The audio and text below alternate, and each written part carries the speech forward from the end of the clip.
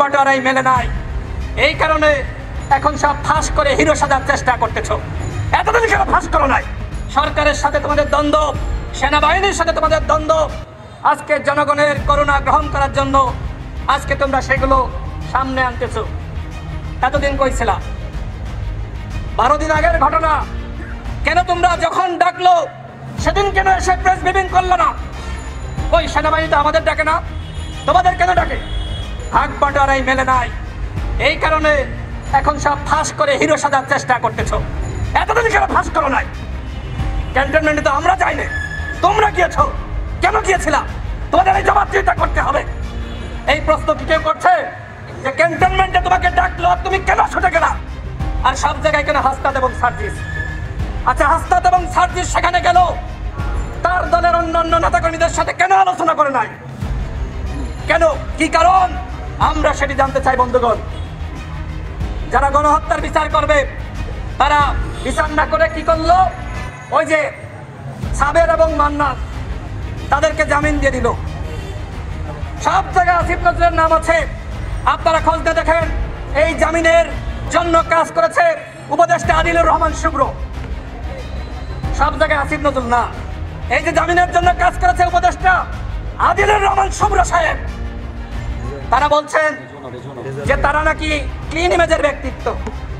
এই যে এখন আসছে না যে সাবেরকে সভাপতি করে আর তমককে সেক্রেটারি করে দল গঠন করা হবে, তাহলে কি এই আদিলুর রহমান শুভ্র এবং রেজওয়ানা যারা জামিনের জন্য কাজ করলো তাদের কি এই পুনর্বাসনে ভূমিকা নাই?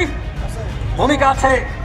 সুতরাং এই যে উপদেষ্টা পরিষদ, আমরা আগেই বলেছি যদি গণহত্যার বিচার এবং রাষ্ট্র সংস্কার করতে চান তাহলে সবার আগে এই উপদেষ্টা পরিষদের সংস্কার করতে হবে। আপনারা 6 মাস থাকবেন নাকি 8 মাস থাকবেন, আমাদের কথা একটাই, এই উপদেষ্টা পরিষদের পুনর্গঠন করতে হবে। গণ অভ্যুত্থানে যারা ভূমিকা রেখেছে সকল পক্ষের মতামত নিয়ে, প্রতিনিধি নিয়ে একটি নতুন তত্ত্বাবধায়ক সরকার গঠন করতে হবে। কারণ কি? কারণ এই সরকার তার নিরপেক্ষতা পুরোপুরি হারিয়েছে, পুরোপুরি। এখন যদি আমরা একটি নিরপেক্ষ সরকার না পাই তাহলে আগামীতে কিন্তু অবাধ সুষ্ঠু নিরপেক্ষ নির্বাচন অনুষ্ঠিত হবে না।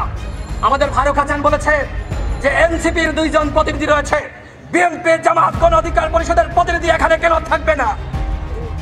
তারা 2 জন থাকুক, আমাদের আপত্তি নাই, কিন্তু অন্য প্রতিনিধিদের নিয়ে তত্ত্বাবধায়ক সরকার ব্যবস্থা গঠন করতে হবে।